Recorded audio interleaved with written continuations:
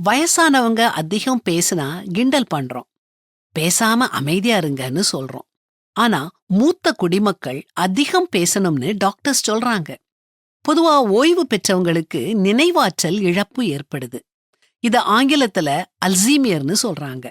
இத தடுக்க மருந்து மாத்திரை இல்ல. அதிகம் பேசுறதுதான் ஒரே வழின்னு சொல்றாங்க. முதியவர்கள் அதிகம் பேசுறதுனால குறைஞ்சது 3 நன்மைகள் இருக்குது.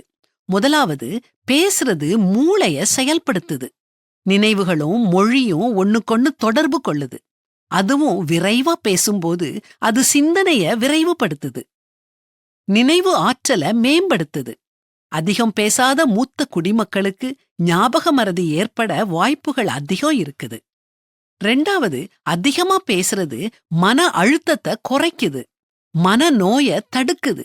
எதையுமே பேசாம எல்லாத்தையும் மனசுக்குள்ளே அடக்கி வச்சிருந்தா மூச்சு திணறல் உண்டாகும். ஒரு அசௌகரிய உணவு ஏற்படும். அதனால பெரியவங்க அதிகம் பேசுறதுக்கு வாய்ப்பு கொடுக்கறது நல்லது. 3வது, பேச்சு முகத்துல உள்ள சுறுசுறுப்பான தசைகளுக்கு பயிற்சி அளிக்குது.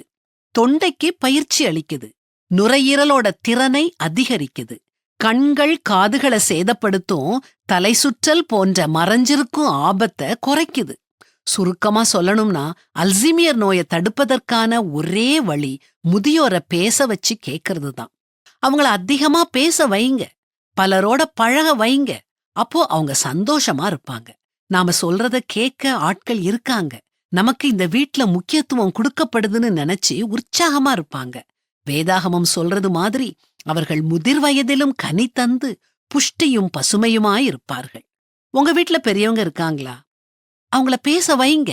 அவங்க பேசுறத பொறுமையா கேளுங்க. அவங்கள ஆரோக்கியமா மகிழ்ச்சியா வாழ வைங்க.